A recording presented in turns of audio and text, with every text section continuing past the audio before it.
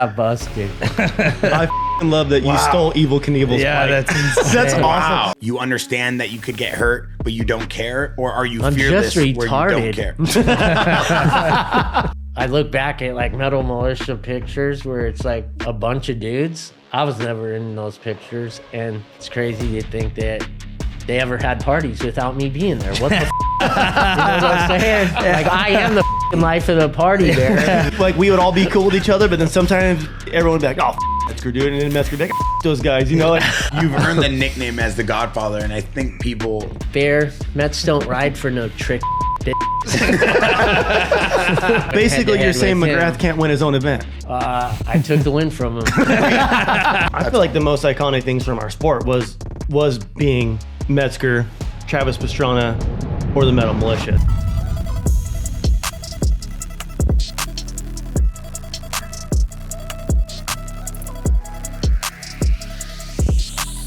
What's going on, guys? We're back with another episode of the Jaxxon Sports Show. This is the greatest moto podcast on planet Earth, according to the one and only, the king, the grandfather, ladies and gentlemen, Twitch! Yeah! Come on, man! A1, A2, Temecula! From Elsinore to Anaheim and back in 3 weeks. And ladies and gentlemen, the island hopper himself, Tyler Bierman! Yeah! And the most requested guest of any request we've ever been given. Ladies and gentlemen, boys and girls, the king of dirt, the emperor of grassfall, the Godfather, Mike Metzger! Fuck yeah! All hail the Godfather! Not to be confused with the grandfather. No. Can we get this show started now? Yeah. We got royalty in the house. Just waiting for you. Bierman, you're a little too close. Scoot over 1 inch. I like being close. The fucking This Godfather. is insane. Do you know how many people have been requesting this podcast since the last time you came on? I don't. I know it's been a few weeks, maybe going on a couple months since I came and visited you guys. So They love you. Stoked to have you Well, back for thanks, part man. two. Yeah. It's good to be People back. love you. Like, you knew they loved you, but they love you. He is the Godfather. If it wasn't for him, we wouldn't have jobs. So it's You're the like, culture. this is the dude that started all this shit. You are the culture.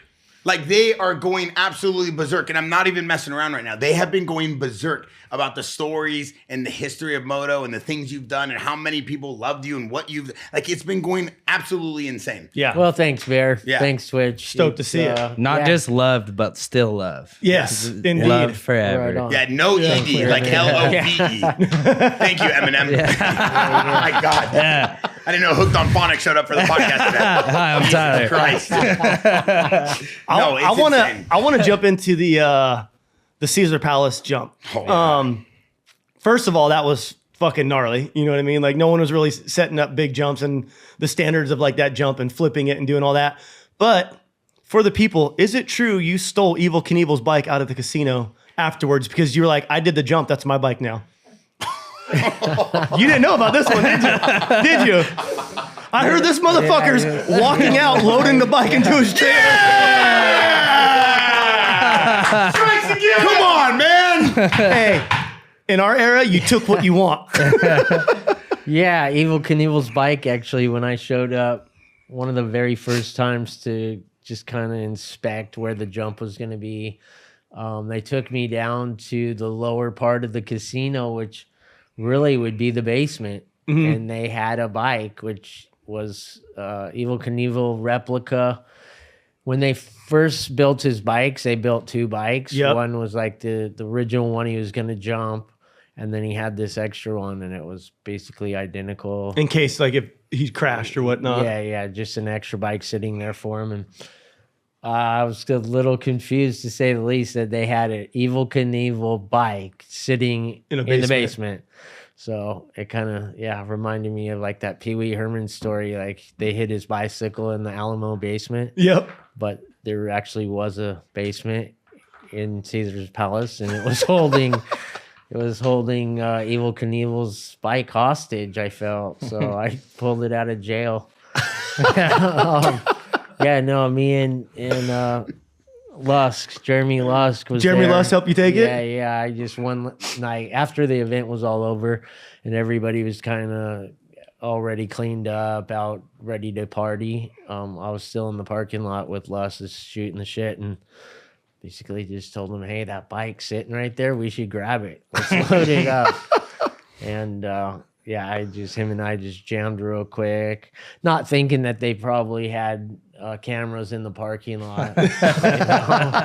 But I think I was already a couple sips down as far as a couple drinks. Yeah, you're celebrating. You just did some cool shit.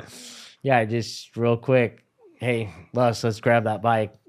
Boom, put it in my trailer, and then off we went. You were driving. You were leaving the parking lot. No. The next morning, it was kind of weird what happened. Actually, the next morning, when I was at the airport with my kids, 2 of my kids and their mom, were at the airport because I told everyone on TV I'm going to Disneyland. That's right. Disneyland, actually, like someone called me in my hotel later that night and was like, hey, we heard you want to go to Disneyland. And I was like, yeah, I just thought I'd throw it out there. It'd be a fun thing to say. Just talking shit, yeah.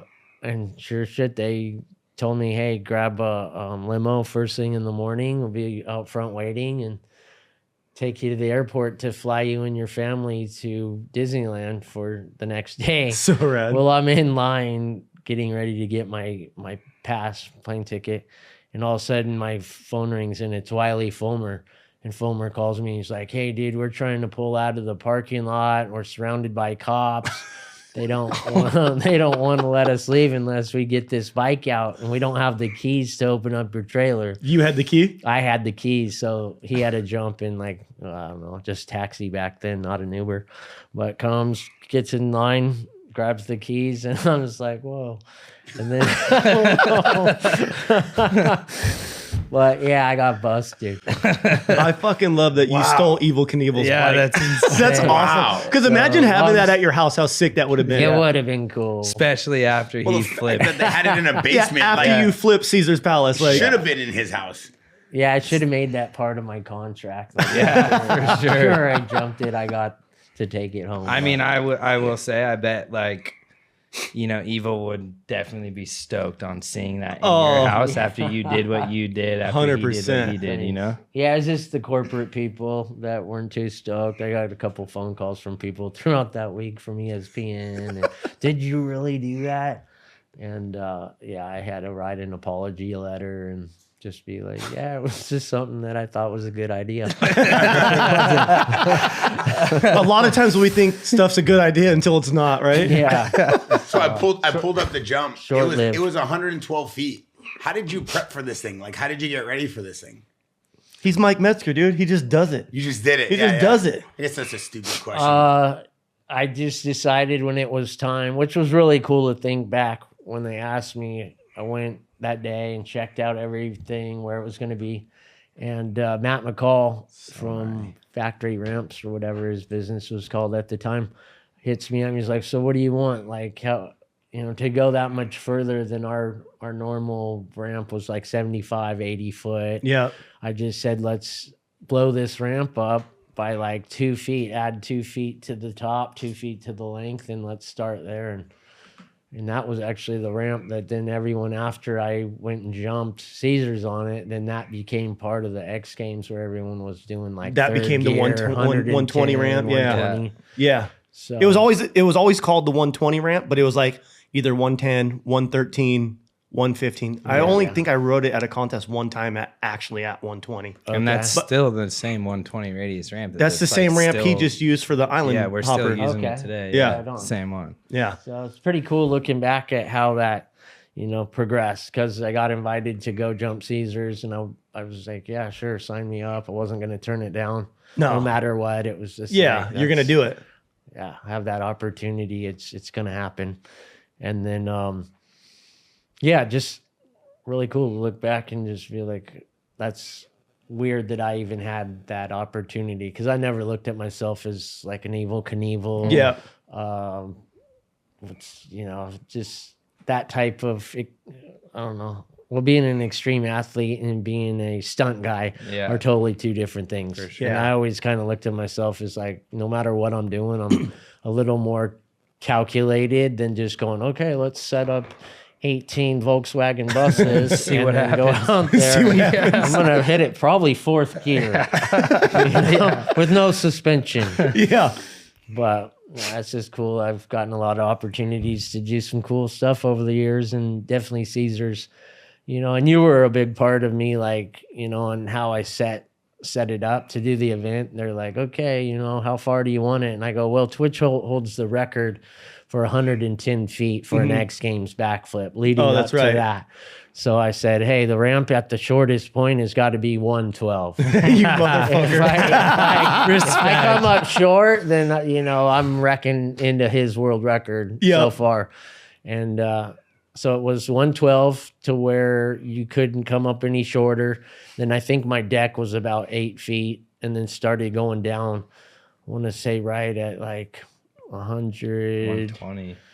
Because the very first time I did it in the parking lot, set up like a week before Vegas. I remember you took a couple practice runs and did it. Did a couple runs. Like you did it over the pond? And then I this was in the parking lot? was over like off the 605 by Irwindale Speedway. And the scaffolding was set up so high, they right? had the scaffolding all set up how it was supposed to be. But I did it maybe 2 jumps before I finally hooked a flip, and the flip was measured at 118. 118. Okay. So I want to say that the jump during the event was 125. Yeah, I remember it being something around that. Grabbed a little bit more gas. And how was that? Your run out was so short.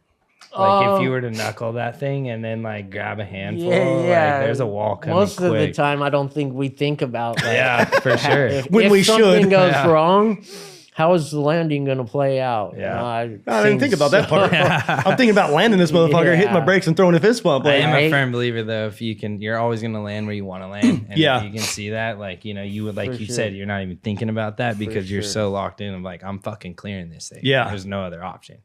Yeah, a lot of us, when we are building ramps and we're in these short little areas, we don't even think about the run out. It's like, okay, where can we put the landing at whatever length?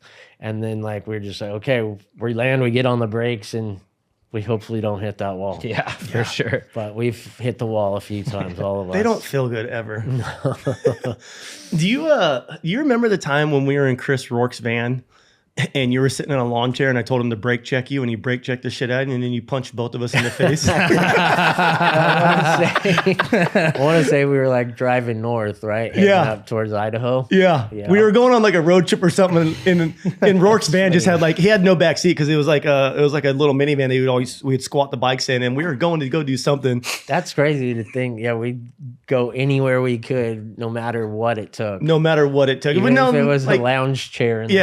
Metzger's in the back in a lounge chair, and I look at Rourke, I go, brake check his ass. And he comes flying forward, and he's like, you motherfucker. Boom, he punched me and punched Rourke. And Rourke just gassed it. Oh, it's classic. It was pretty funny. It's funny because not too long ago, I would say within the week, somebody posted where you were riding in warped gear out at Akatia. Oh, yeah. And that brought back a lot of memories. Dude, those days were so fun. Yeah. And there's a picture of me somebody posted and I reposted where I had the warped baggy pants and I was on one of my Yamahas.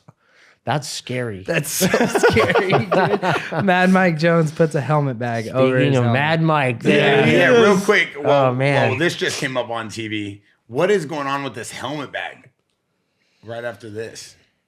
Yeah, that's pretty crazy. I mean, do you think he could probably maybe see? Yeah, I remember him being like, I can't see anything. And we grabbed the helmet bag and we're like, you can fucking see through this thing. You know what I mean? Like, you weren't blind. Like, but I mean, dude, him doing that, like the crowd, like Mad Mike was a showman. Oh yeah, you know what I mean? Sure. Like in the bar, at the contest, in the pits, wherever you were, Mad Mike was a showman. Yeah, and I think like obviously I'm younger than you guys. Me and being growing up, like I just used to like I was bred by all the the crusty movies and the Terra Firmas, the Moto Triple X's, and like I just thought that it was like.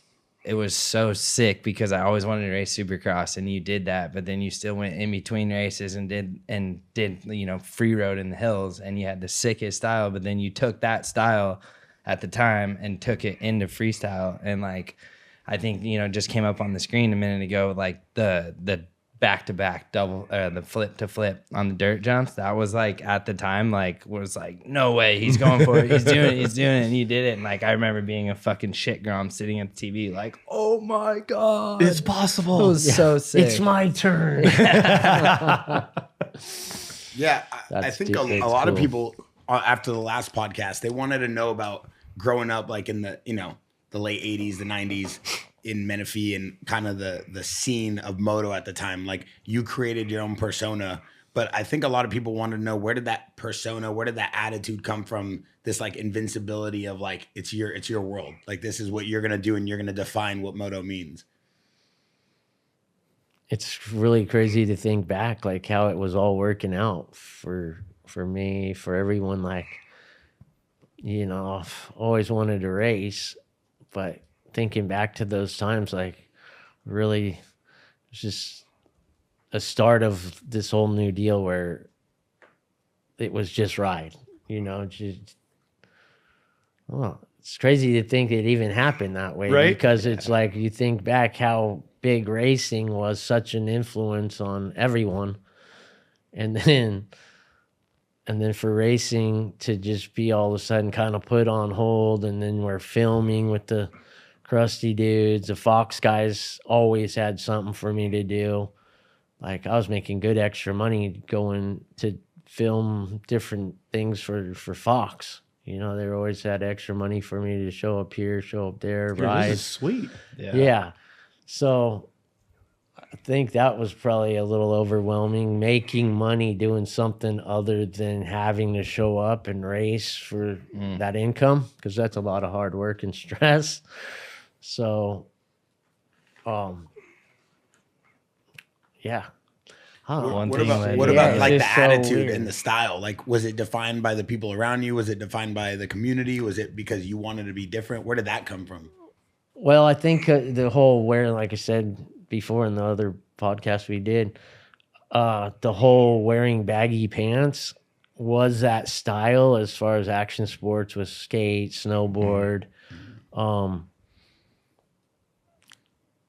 I think seriously, I was just sick of putting on motocross gear. Like I said, I was lazy. I just didn't want to you just keep your same pants on that you wore there. Yeah, throw some knee my pads baggy on. ass Tree pants that I had, which my friend owned a skateboard company called Tree.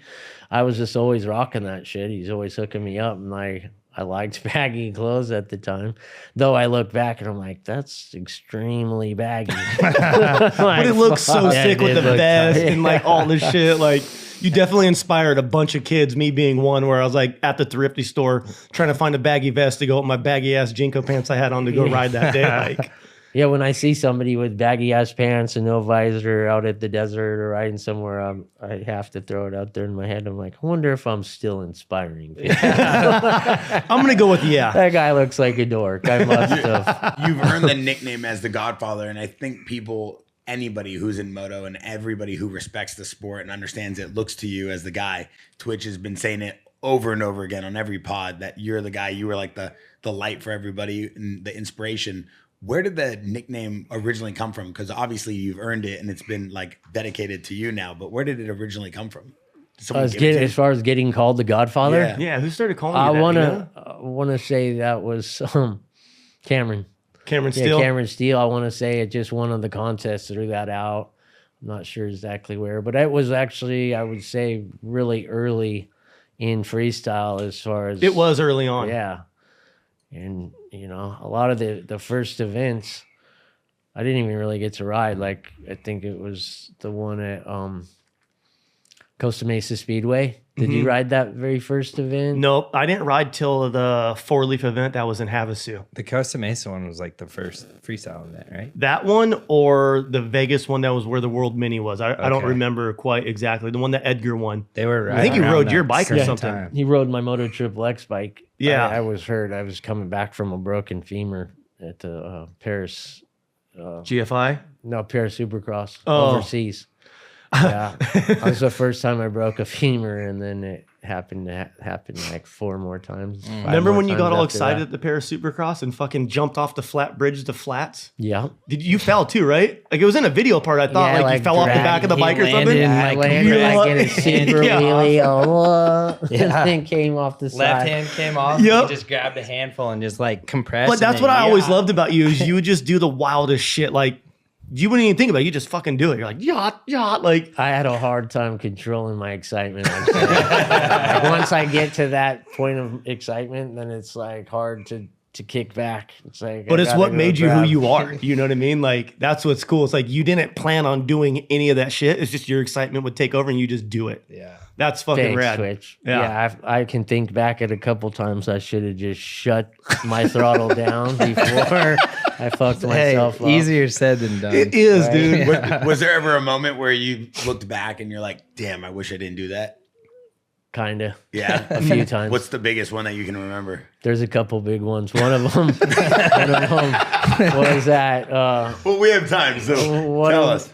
I'd say the one that I really remember was I fell out of the sky the same time that Hart did the first flip. Gravity And, games. Yeah, super high, just like floated up, and he came down and blew his foot off and kind of stumbled off the bike. And that excitement, like I just remember like losing myself, like no control. And then I went for that same hit that Kerry went for the flip. And in my head, I was like looking at it, thinking I could jump from that lip and like air it out and get over to this huge landing. But no, it didn't work out. You went straight up. I went straight up, Just over the 35 landing. feet, and then ejected off my bike. I remember your And bike was then all came whipped out down. and corked. Yeah. Yeah, it looked Gnarly. sick for a bit. Yeah, the until photos of it next looked thing, sick, I'm like- like, oh no, this Oh, isn't no. gonna work out. And so I came down. I broke a couple vertebrae, like compression fractured myself, and yeah, that was a pretty gnarly one. And then I was thinking of another one, but it'll come to me. You've had some bad injuries, like when you ripped your whole back open on the starting gate. Like Yeah. that one was gnarly. Oh, the other one I was thinking it's- about yeah. was at Mile High when we did. I'm pretty sure it was a dew tour, and I did a bunch of flip tricks. And one of the funnest jumps there was coming out of a left-hand hairpin Supercross style little bull turn, and you hit a little peaked out double dirt lip, super short, not very long at all. But then you land off that and then just grab a handful. Into the and big it double was a after, big, right? Another double. Yeah. Kind of reminded me of that X Games when I won X Games. Same time. I remember that First course. gear, if you want, get on it second, just rip a big. You know, it was kind of like set off a little sideways, not completely straight. So kind of had like a tranny to it where you could land on the side. And I was having a fun time doing backflip knacks, whipped out. You know. Yep. That's probably one of my favorite tricks anyways, just whipping it. And it's always my favorite trick to see you do is Thank you. underflip whips. you Yeah. know? I love So- them. And then taking your right foot off and hanging on by the left foot peg, and I just By a got toe. on. Yeah, and I came up just short enough to where when I got my right foot back on the foot peg, and this was after, we're telling you the story because this was after Your run. the run was over. It didn't count. Yeah, this didn't It was count. just style miles for I you. just wanted to do this last trick. You know, Just get it We're gonna end this with a whipped out banger. as I could.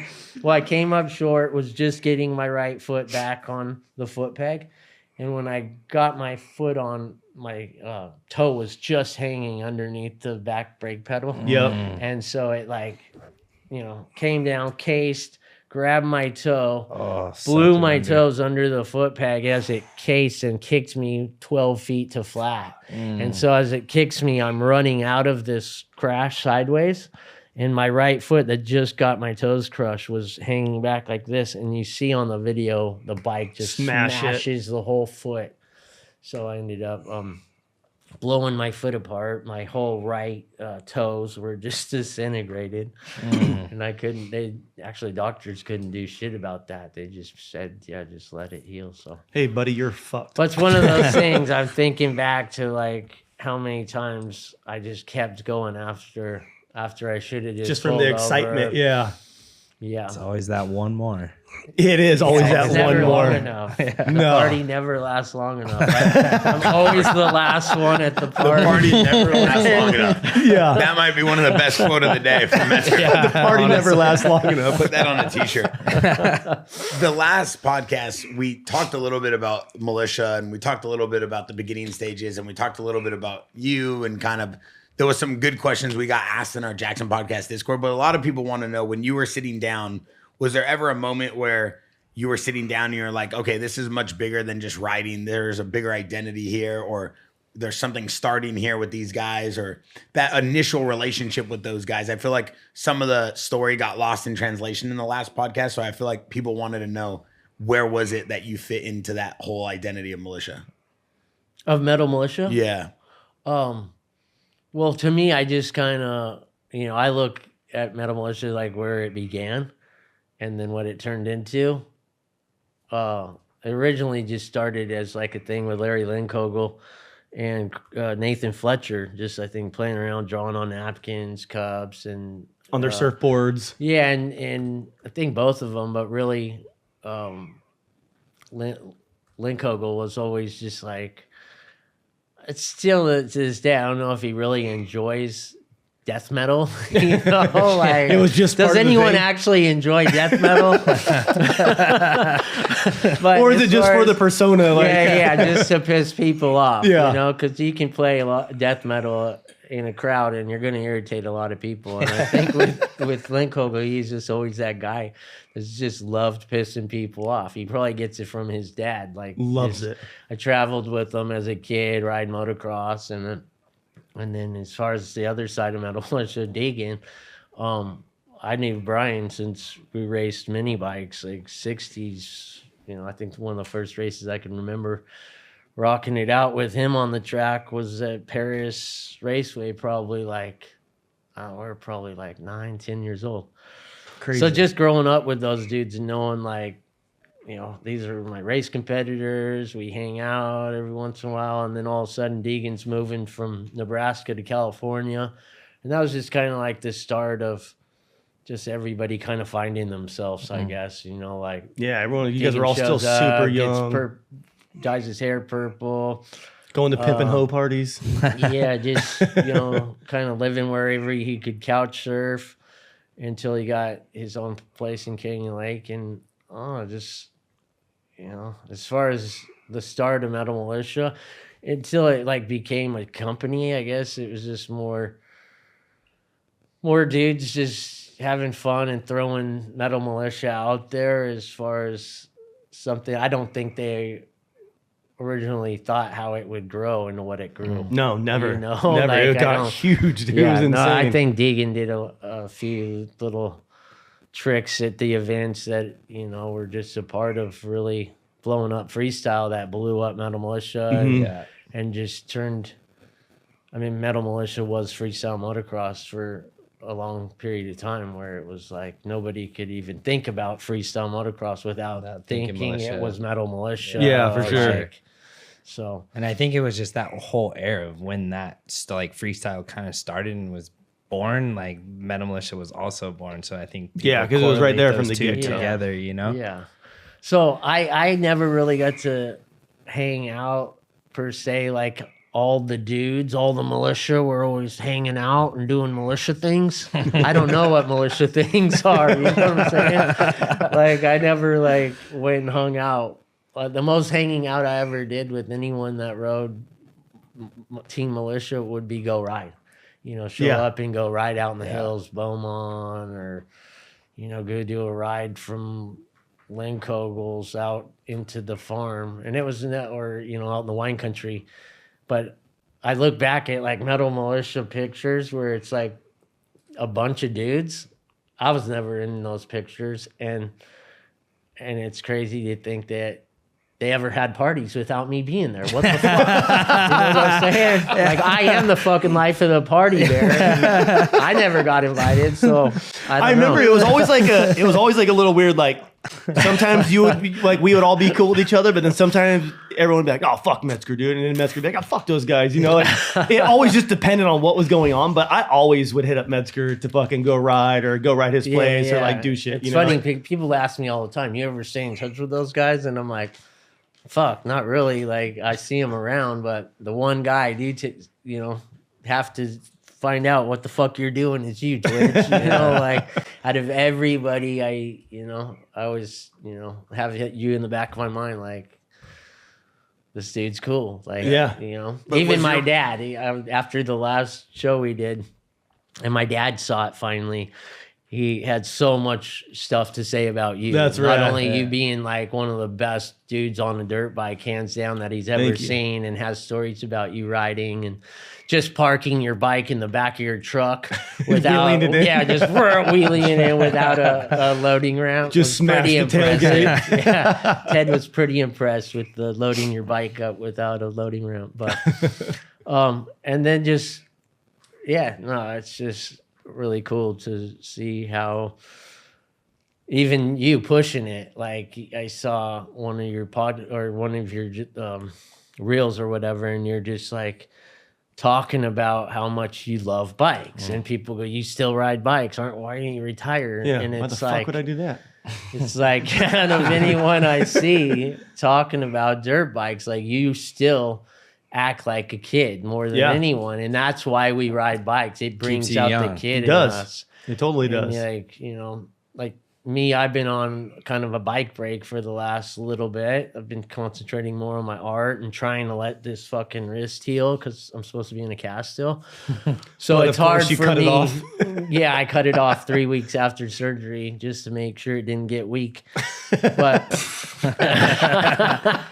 trying to be healthy over here. Good. I mean, good. dude, if you're moving it, Smart. it's creating blood flow. It's creating healing. Yeah. Sure. I'm As the long same as I'm way. not Like, going out there. I've and been there. fucking- Been there. I've cut many casts off. Yeah, no, I know what to do and what not to do. And as far as what not to do is, like, go grab my 450 and go jump it right now. Yeah. But Which you would have done 15 years ago, no for problem. sure, no problem. Yeah, I would have just cut my fuck it. cast off, taped it up, paid Twitch to ride today. Like, Crusty video when he's jumping or was it still roots when you jump in the jump with the broken femur? Yeah. With McGrath and all them? Yeah, like Yeah, not a even few supposed to be weeks out after, there. Yeah. yeah. If I can walk, I can Dude, ride. that was iconic to me as a kid. And Yeah. like, I guess to like Bear's point of like the militia stuff, like I always associated you with more of like the racers of like, the McGrath and Emig and Budman and Denny and like the Canyon Lake parties. I know we talked to this offline, and I'm like, yo, like, you remember the Canyon Lake house of like MC? Like, obviously I'm younger. When I first moved down here, I moved into Canyon Lake and I passed the house and I'm like, oh my God, that's the house. Hey, and then I asked you, you been to some MC parties? And he goes, yeah. How was that? Always a good time. Yeah. Like, as far as me being younger than Jeremy, I think, Jeremy and I share the same birthday, but I think I want to say he's like 4 or 5 years older than me. And I can look back to where I was a mini bike guy and Jeremy just got into motocross through BMX. And so he was still pretty young. And so I kind of remember seeing him and his dad showing up to the races, and a lot of talk of like, who's this Jeremy McGrath kid? Just came out of BMX racing and he's dominating. Even like, I think he started local novice rider and just boom, boom, progressed, worked his way up. And then like I had, well, not really me, but my dad and Jeremy's dad had beef at one time at like Carlsbad Raceway, or it was Glenn Helen, one of Jeremy's friends through family was a guy named Billy Feltz. And Billy Feltz actually was kind of just like just kind of a rough kid, didn't really give two shits about anyone. And one morning in practice, he runs over this kid, Jesse James, who was like an up-and-coming Suzuki support kid.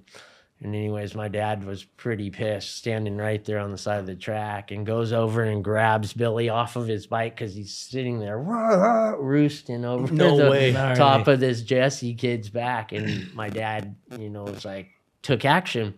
Well, Jeremy's dad got pissed, and then Billy's dad came over, and they got, teamed up, two big big dudes. Let's just say that.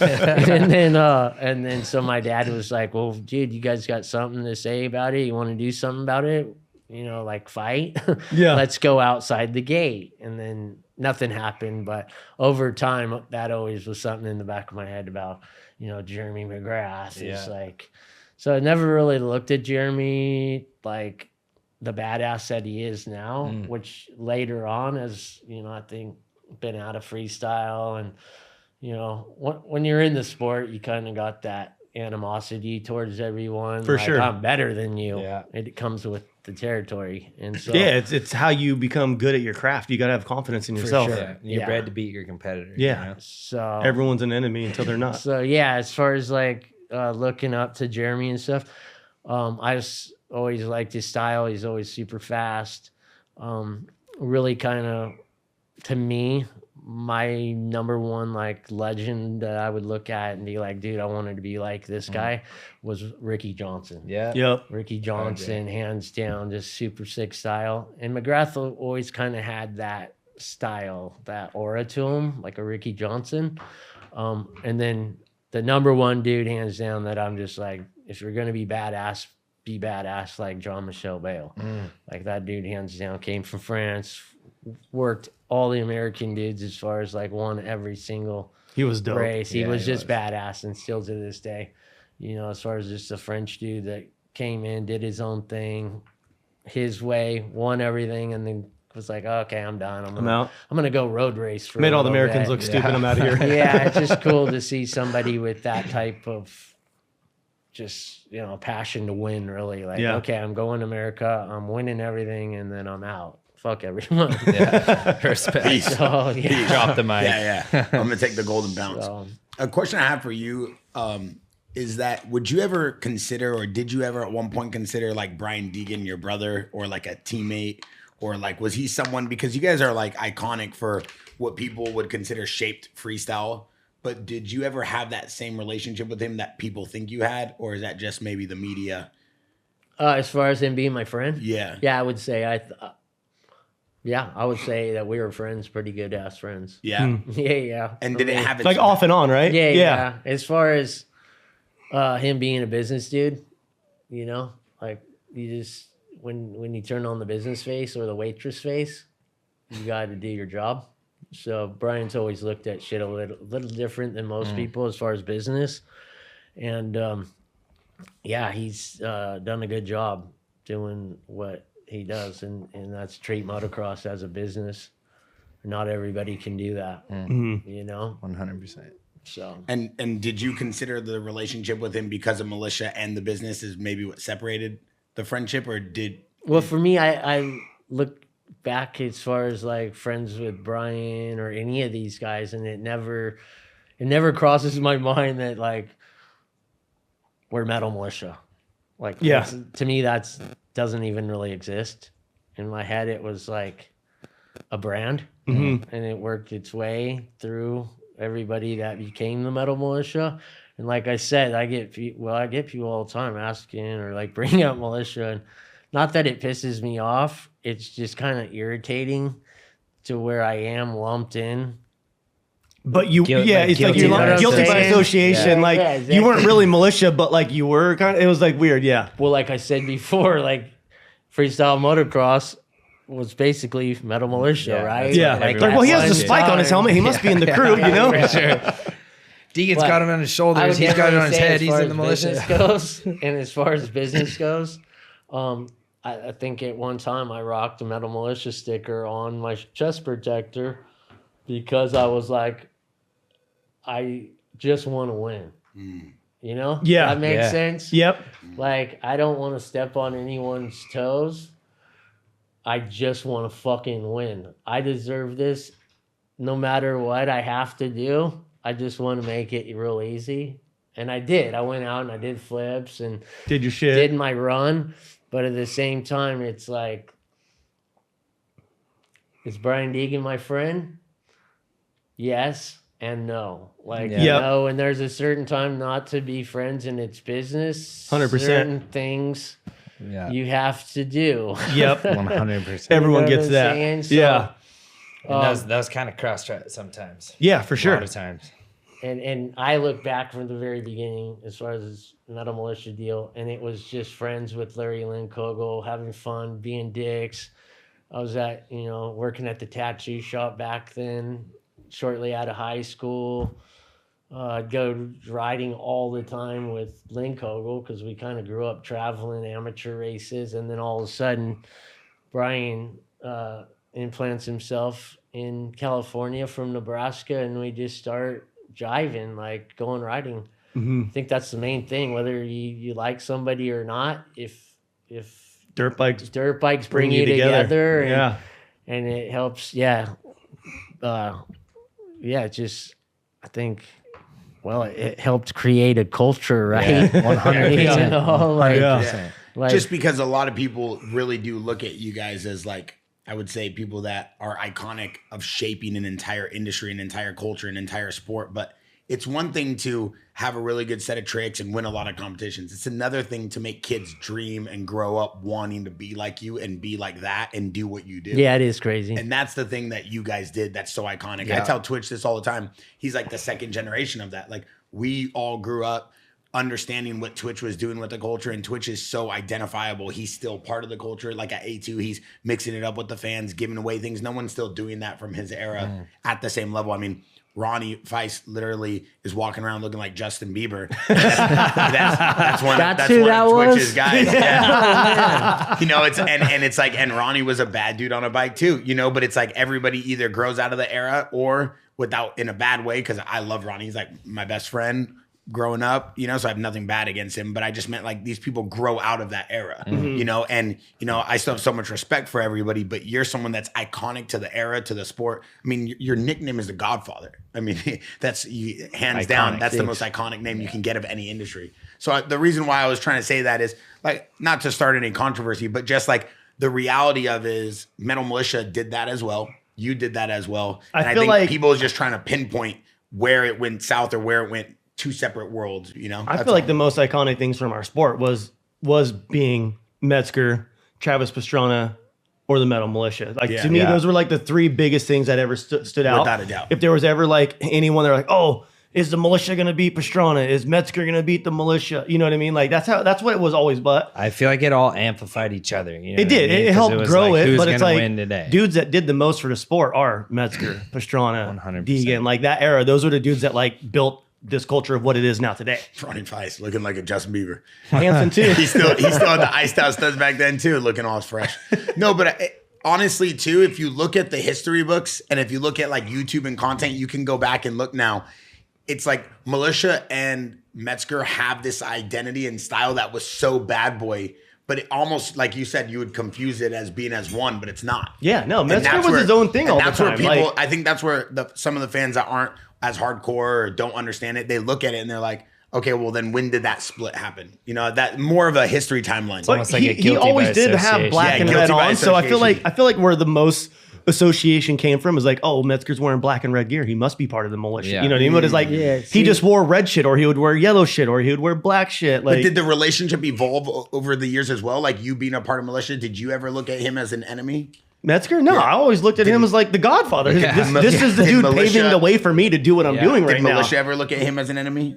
For sure, because Metzger would come out and fucking smoke us. He would have a new trick, or he would just put a wild run together, and some of the guys would be like, fuck him, man. I'm like... I try not to show up until right before the event. I'd miss practice. Yeah, he would just come in and do his own thing and mind fuck everyone. Like, what the fuck? He didn't ride practice? He just came out with a new trick? He's fucking winning? Like... It's a fucking power move. It's a power move right there. Dude.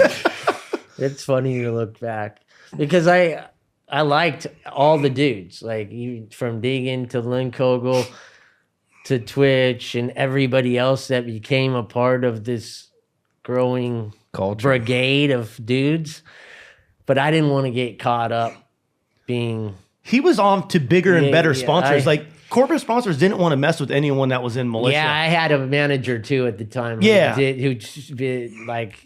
Watch yourself. Don't be hanging out too much with the militia because you don't want to get tied in, because some sponsors were like, dude, we don't want that image. Yeah, and you were like on that fine line of like, you were a bad boy, but you were also a household name, a likable person. Like you could go to a corporate event where like none of us could. Well, I think like Bierman was saying, I was on that edge of like being a Supercross dude. Yeah. You know, like I wanted to be still had some respect to your name. And like I didn't want to just like throw in the towel and be like, fuck it, I'm a WWF guy. You know, like, give me my spikes. I think like having those like accolades of coming from racing, like you could tell that like through your tricks and your runs that like you were a racer, that like helped breed a lot of like style and technicality and creativity too. You know he always had the sickest style for his tricks, dude. You know what I mean? Like just flowy. His video parts were like the most iconic. I don't know if you remember one of the Moto Triple X's. Do you remember a place you went and filmed up at Clear Creek? Yeah. Central California. I grew up riding there my whole life. Okay. So that was one of the Where first that place up. Yeah, place. You had a sick video part from there. And every time I used to see it as a kid, I'm like, no way, I just rode there last weekend. So the little cliffs next to like the park benches and shit. Like I remember all that shit like it was yesterday. Yeah, it's iconic. That's cool. It's like that just it really like inspired me. Like I grew up around that time. So like watching I was also a racer, right? So like watching the race dudes go out and do what they did in free riding, like that's what literally bred me, and that's literally what I'm doing now, and it's like bringing it full circle. That's cool. You know? And how many years has it been? Dude. I mean, like to think about that. When did I ride Clear Creek? And I went out there with the Fox guys. It's probably like pretty sure I was on 3. It had been late 90s. Late 90s. I think he was 387 on the Cowie still. Yeah, it was. Two-stroking it. And it was the sickest. Like you, Mickey Diamond. It had to have been late 90s. I was probably right. I was born in I was born in 91, and like I literally watched those videos, you know, right around my 4, 5, 6 time, or maybe a little later, 7, 8, 9, whatever. But like it had to have been 97. I think is actually a really good call. Yeah, I want to say 97. I was on a Cowie. Twitch. A lot of people talk about you being able to see Metzger like push the limits during his riding. And from your perspective, you were watching him kind of like break barriers and you were doing the same thing. Was there ever something that the cameras didn't see in terms of like getting ready for events? Because we don't have the same level of like social media we do now, like this behind the scenes at your house. Did you ever get to go to like a training session or practice or riding during the week before a competition with Metzger being there? Yeah, I would go ride with him sometimes. He would come ride with us. Like it just depended on what was going on and if he was healthy or if we were healthy. But I would see him ride before contests or stuff like that. And was it the same dynamic? Still friends? Yeah, we were always cool. We would go fucking ride BMX together, like hang out, like do whatever, you know? Yeah, for sure. Like I think as far as I would go to his kids' birthday parties. I would go to his birthday. We'd have barbecues at his house and shit. And I was pretty open as far as letting people come ride my spot. That's how I am at my spot. It was like how you are with you were at your spot. You had the pit bike track out front. We would go ride 50s for hours, then go ride a freestyle session. Then we'd all take fucking bong hits and go ride pit bikes again, or go trail ride in the backside of. That was the one off Scott Road, right?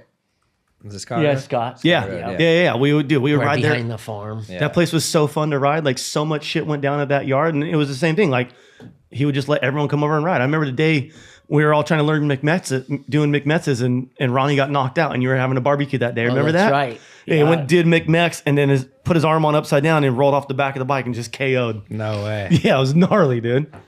How about the eyeball on the helmet? Where did that come from? That is iconic because I just think of now that you're like your artwork and your tattoos. Like I just thought that was always the sickest. Like we touched base on it the last pod with the eyeball with flames off of it and like like flexing arms, and I was just reminding me of Vince all day. I still have it to this day. You do? Yeah.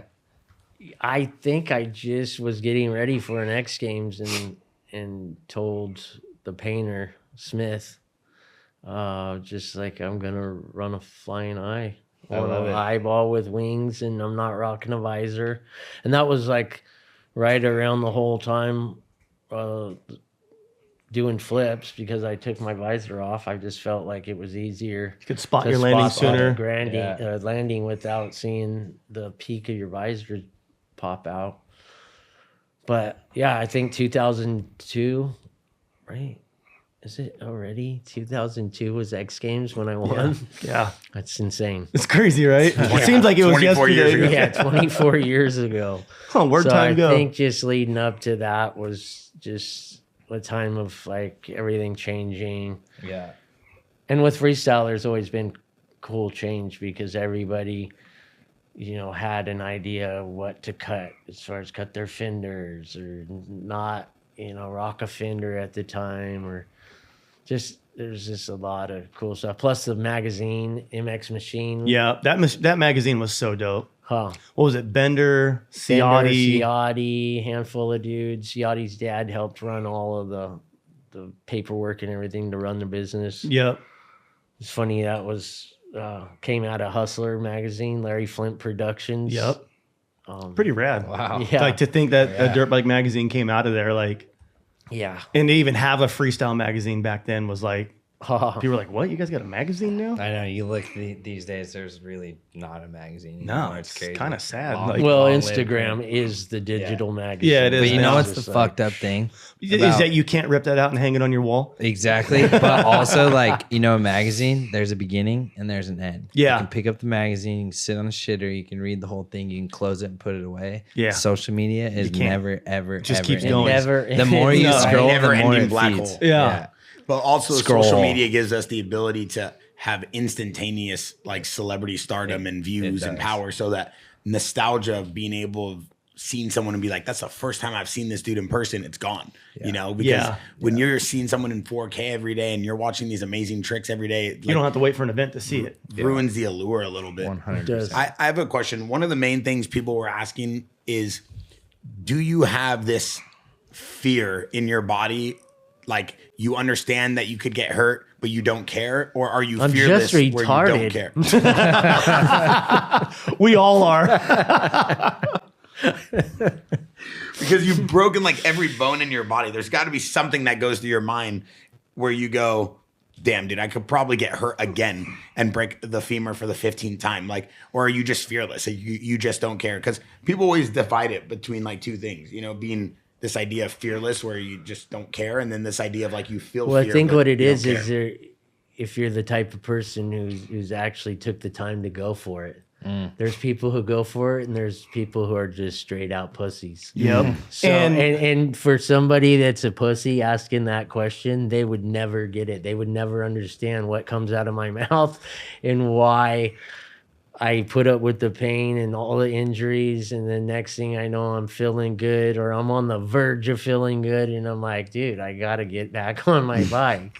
Yeah. Like, and that itself trips me out because I could see guys like them. You know, it was like going through my head watching his crash, the big one where you fucking went yeah. 200 plus feet and Yeah. then slapped. I was at Like, I look at you what's- and I'm what's like, the spot? dude, you've It's had filming with heavy Colby. hits where he probably shouldn't be here. with Danimals? us walking. Danimals. Yeah, Danimals. Danimals. Two- Like, You rode that 260, spot before, yeah, right? Yeah. Yeah. So Yeah, that to- thing was gnarly. I to forgot be about that. sitting with Yeah. human beings that can go take a fucking pounding like that and get up and then maybe not be normal in the next couple days, but give him a couple months and he's strong enough to be like, dude, I know who I am. I know what I do. And I love doing this shit. So give me a handful of throttle and just hopefully my day goes well. Yeah. You know, like I think it's but- just like the love for the thing, like, will always keep you coming back. And For when sure. you truly love it, like, even if it knocks you down, it's like, it's not how it knocks you down, it's how you get back up, you know? because I've had plenty of times where I've hit the ground so hard and have been scared, really, like, why do I need to keep doing this? I shouldn't keep doing this to myself. I shouldn't punish my fucking self, because it not only takes it out of us, it takes it out of everyone around us when Yeah. we're 100%. healing, and we have to 100%. that much energy to focus and like know that we're gonna be better. I know I'm gonna be better. I know I'm not gonna piss my pants anymore. You know what Yeah. I'm saying? But I've been through injuries where I've freaking blasted my bladder, and I've I knew, okay, I'm gonna go to the bathroom, sit down.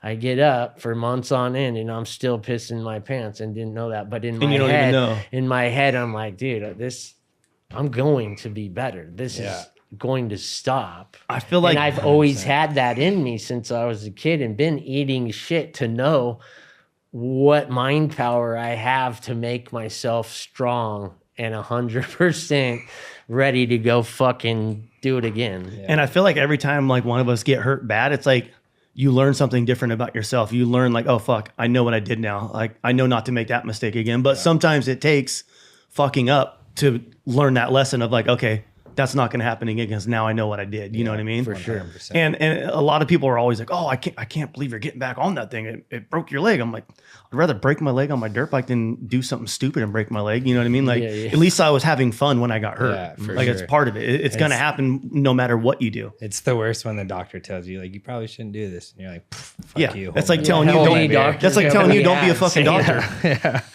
Yeah. Was there ever a point in which people looked at you guys and they're like, all right, you guys are getting kicked out of events, Militia, Metzger, you guys are all wild Twitch. You guys are just outlandish parties going crazy. Mad and Mike. it just turned into this crazy thing. Like you're building jumps, you're, doing things that people are looking at and they're saying, all right, this is not normal. And you're pushing away corporate sponsors when the sport was going corporate, doing meth or coke and weed, whatever the hell you guys were doing, in the backseat with whoever you were with, was there ever a moment where you looked at this and you're like, all right, I'm probably doing too much, but because the image was so big, you just kept it going, or Could just never do enough. You could never do enough. I could never do enough, bro. I wore everybody out. I was always the last one at the party. Fuck. Because the last pod, I think what really set me off was the whole The contact high. we were doing meth in the back seat of a rental car, and I'm like, all right, well, I don't know if that's an image. Like, I don't even think there's a fan base there to watch. I think you're just doing it because you like it. At that point, like, what image are they trying to Dirt bikes aren't enough. Watch this. Yeah, like that's got to be all man. time. Because some people would say, like, okay, how intentional was this image of Militia or you guys, and how crazy you were getting versus being actually who you are. But if you're down to just, do meth in the backseat of a rental car, It that's who wasn't you meth, are. it was crack. There's a difference. There's a difference. But that's what I'm saying, dude. It was like it was this punk rock culture, this outlaw energy at an all-time high. If you can't tell or not, none of us gave a fuck what anyone thought about us back then. Really. But do I you know what I didn't mean? even know that existed. Why would you want to care about anyone and what they thought? Yeah, exactly. Like that was our mindset the whole time. Like we're gonna ride dirt bikes, we're gonna make money. I don't care how I get to the next place or if I miss 10 flights this week. That's what I'm saying. Like, but does that energy still live today, or because you have families and businesses and sponsors and everybody's a little bit older, it's gone? Like, we don't see that now. Like, I still don't give a fuck what people think about me. If you couldn't tell, that's true. like it's if I it's not didn't as get reckless. where I am in life by caring what other people think about me, other than my wife and my kids. Other than that, I don't give a shit. But it's Yeah, not as reckless as it once was. Would you say? No, you grow up. You know what I mean. At some point, you have to, or you're like you got to grow up a little bit. Yeah. Yeah, I it guess depends on physically. if you want to take care of your kids or not. Yeah. But what was the energy going to events like this traveling circus? It feels like listening to these This stories. motherfucker would just jump in his car or in his truck and go and bring a tent. Wouldn't stay in hotels. Like he did not care. He would pull up to the event. He's like, I'm pitching a tent right here and I'm sleeping here all week. You didn't want to stay in a hotel? I think it's probably more about, I like the outdoor life. We would pull up and there would be a tent next to the dually. We're like, oh, Metzger's just sleeping here this week. Like, fuck it, Should we wake him up? He's gonna miss No, I practice. think for me, I didn't care about spending money on a hotel. Like it was just. And more at the of- time, he's winning everything. He's probably making more money than everyone at the time, but he just did not care. Yeah, I didn't. Respect. I mean, really, just it was more about just like the day-to-day ventures and like back then. I mean, I'm looking at this video. It was nonstop insanity. This whole year I was don't know. event after event. Yeah, like you're just living in that. You're living in a mind frame that you're actually not here. You're insane. I felt like for years and years to where, it's setting up events like back-to-back days, like where I wasn't home much at a lot of times where it was just like You would always just randomly go on road trips and just go free riding and time.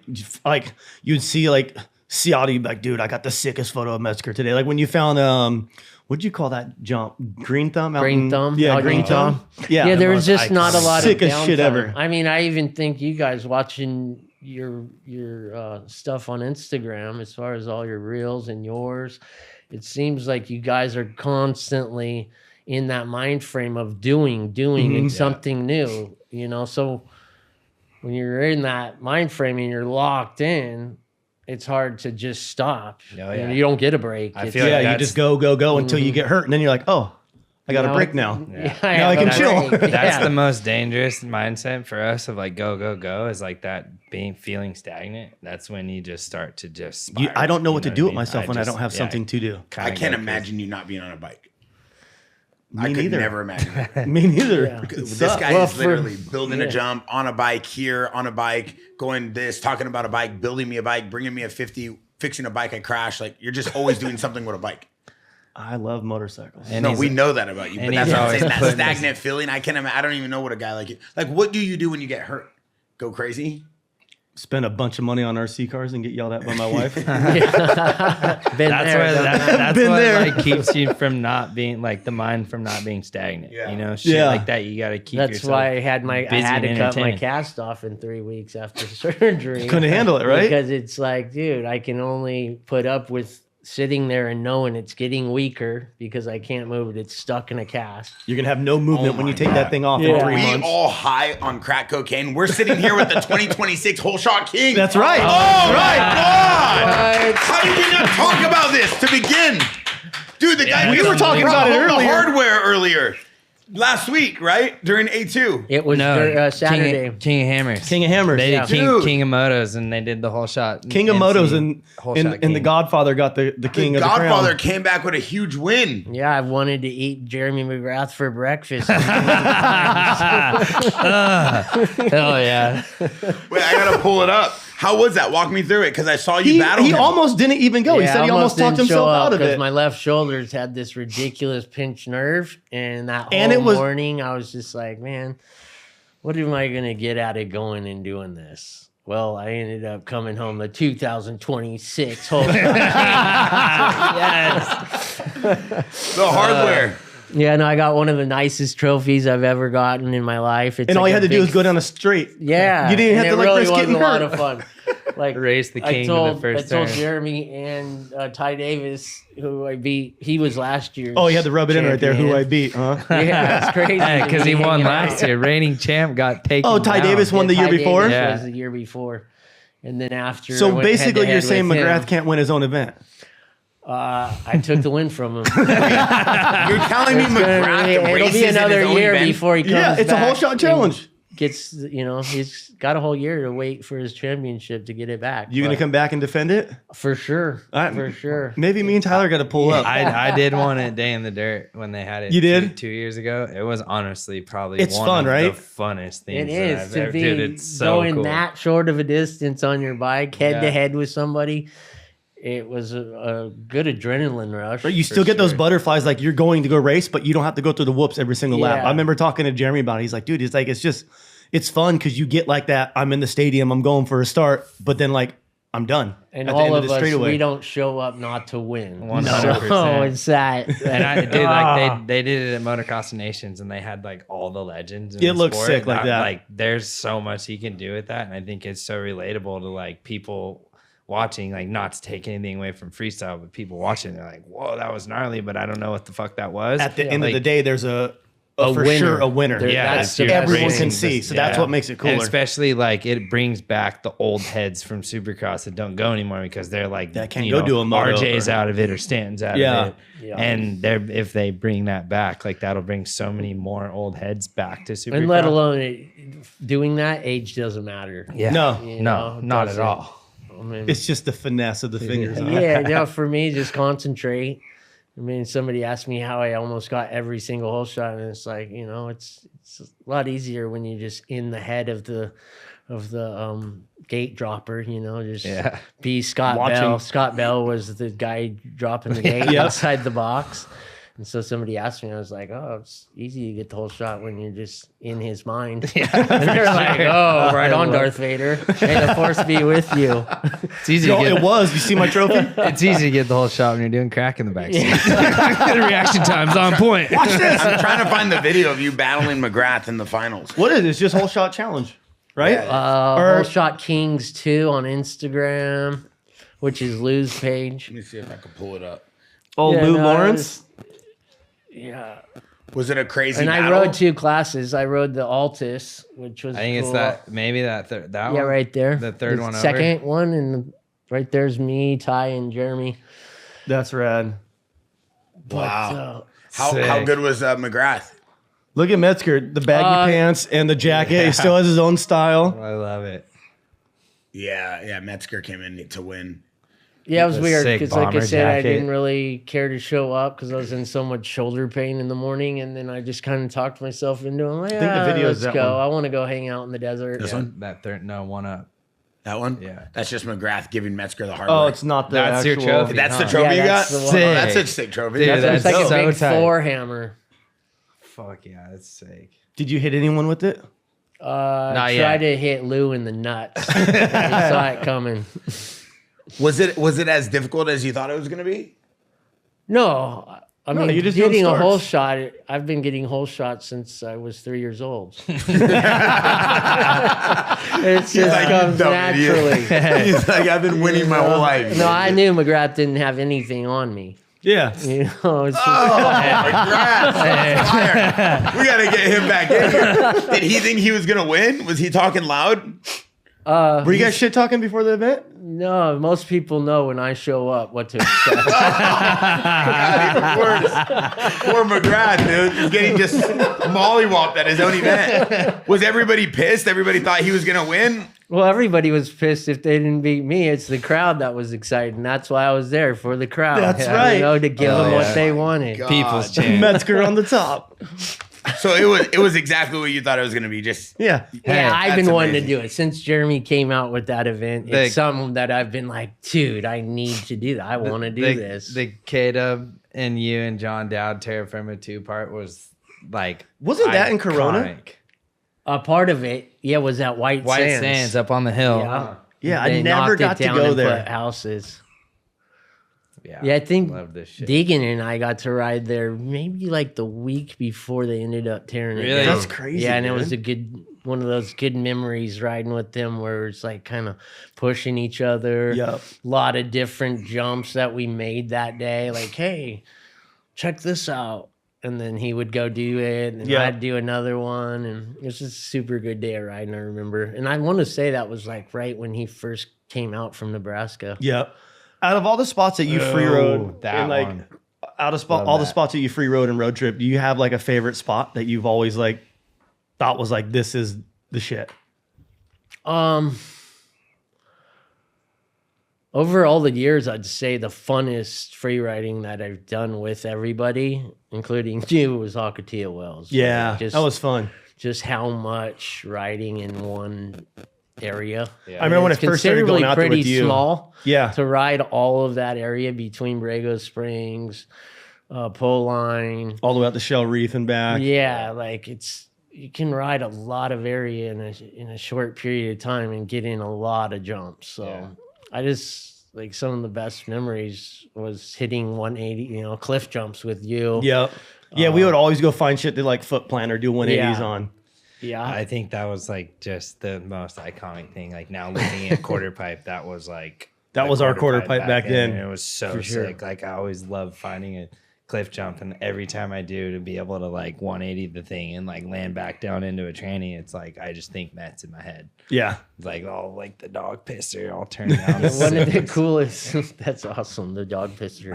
One of the coolest dog pissers I've seen of you lately, I'd say had to happen within the last 2 years. And it was you doing a over 180. I'm pretty sure it was at Ritchie Canyon. back I in want the to say you're pocket. on a cow. Oh yeah. And you come and you come in super early and lean it, get on the gas, and you could just tell you're going for more than a Yeah. I a think you went 180. foot plant too, and you kept your foot off like Yeah. all dog Yeah. pissed. It's One the of same the one Durham got coolest- weeded on. It was like the pocket air. Yeah. Yeah, it's like a all the full way pocket around. where Yeah. you like rub. Yeah, the lip was this way and then the over. landing was over here. Yeah. That Yeah, thing that- was cool. And Durham weeded himself on the PC bike like, Right before Supercross. Yeah. Yep. Dislocated Same his jump. shoulder. Like he tried to do it, landed, ran down the hill straight to his shoulder. Or was Like he, Oh, wow. was he TLD KTM? I think it was TLD KTM then, yeah. That was Yeah. a fun day. Iconic. Foot plants are definitely one of the coolest. And looking back at other guys who, there wasn't a whole lot of dudes that we rode with over the years. That could do him. That could do it. That Yeah. had that type of skill. Nate Fletcher. But Nathan Fletcher, Yeah. dude, He was can doing foot nail plant him all the 360s, time. right? Yeah. Just like sit up on the front of his bike, go up a cliff, and just bruh, Yeah. and up. He was always so So sick on a perfect. dirt bike, and he would rarely ride. Like you would see him come Oh. out every like 5 years, maybe. You know, Yeah. he was dope. How was it filming Fresno Smooth? Yeah, that's a great question, Jeremy. Holy. That's definitely my debut in my acting. You gotta watch Fresno Smooth Yeah. tonight at home with the Honestly. wife I'm watching it. and the kid. You gotta bring It's- Jaden in and watch it. Fresno with the Z. Fresno. Loke Dog don't ride for no trick I'm ass bitch. surprised you've never seen it. Yeah. It's the best film ever, dude. He'll definitely want me to come back for a third episode. Oh, for sure. After watching sure. that. Yeah. Like, Metzger, what the Man, he's fuck? not only a motocross rider and a freestyler, but he's a fucking actor. Can you believe how good This video? Oh yeah. Yeah. This is great. The amigos. Bear, Mets don't ride for no trick ass bitches. It was like one of my. I would watch this movie on repeat, dude, all the time. Who filmed this movie? The same dudes. Oh, Was it Adamitis? yeah, Adamitis and Troy. Yeah. Or Troy Adamitis and, And Adam- Adam Barker? Barker. Baker? Barker. Yeah, Barker. Wow, is that Yeah. you, Metzger? No. Unfortunately not. That's Seth right Oh, there. that's Inslo. And Adamitis has like done so many iconic films, but this Yeah. is like before There's the Metzger time. right there. Wow, Metzger. Rawr. What was the girl's name in the movie? Kitty Frillhausen. Oh my God. This is what Anchorman took most of their content from. 100%. Ron Burgundy watched this movie and then made Anchorman. Oh, Metzger. Oh, Metzger. Mr. Smooth. Well, they should have called it Metzger Smooth, dude, not Fresno Smooth. Oh my God. You're enjoying yourself right here, aren't you? Yeah.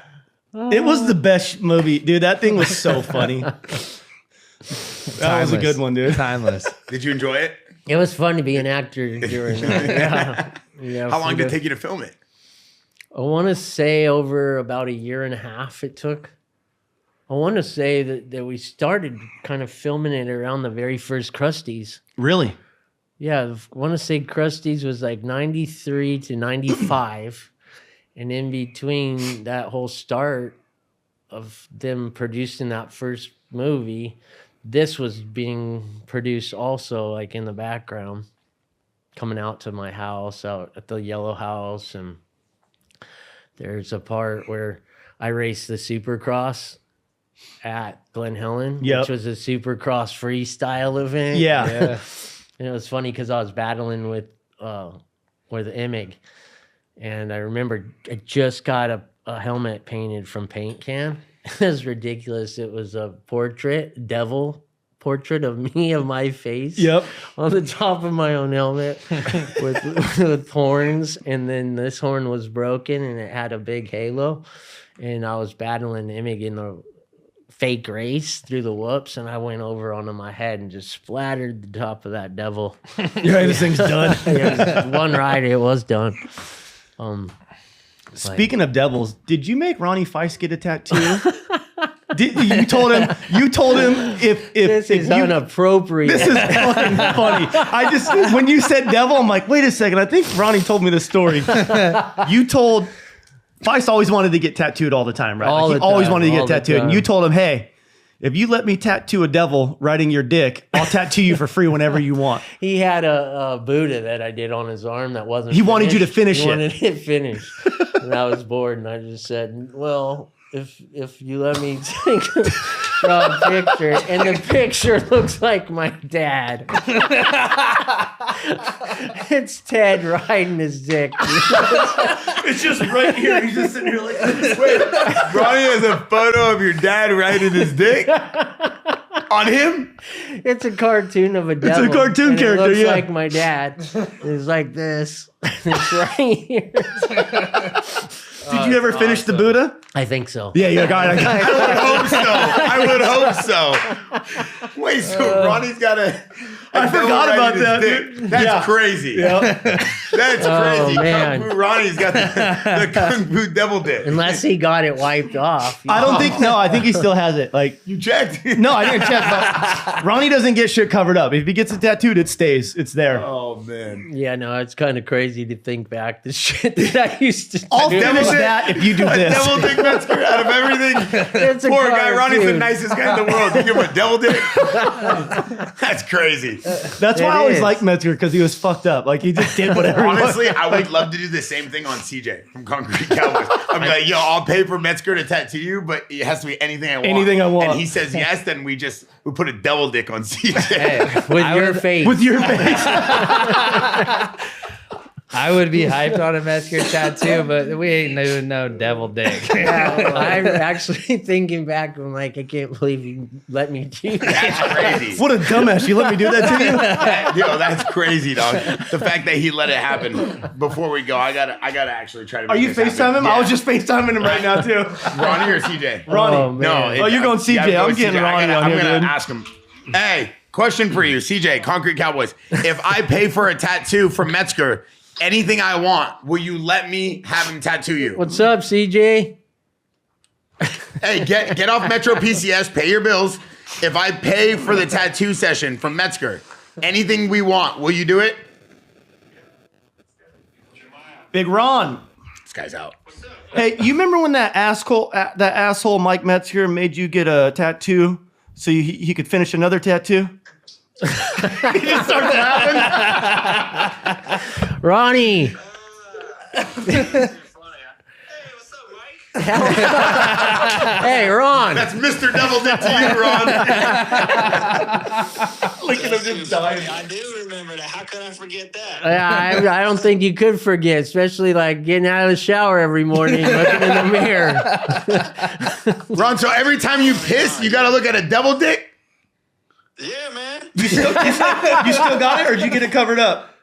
Hell no, I still got it.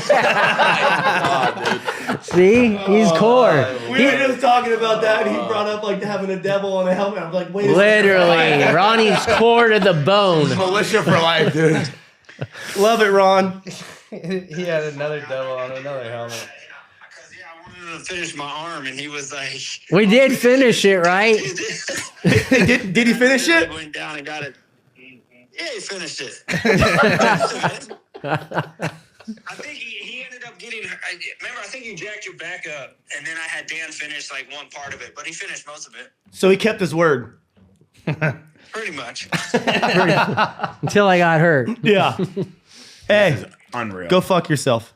Good to see you. Unreal. Listen, we're going to end it on the double dick. One of the greatest podcasts of all time. Mike Metzger, ladies and gentlemen.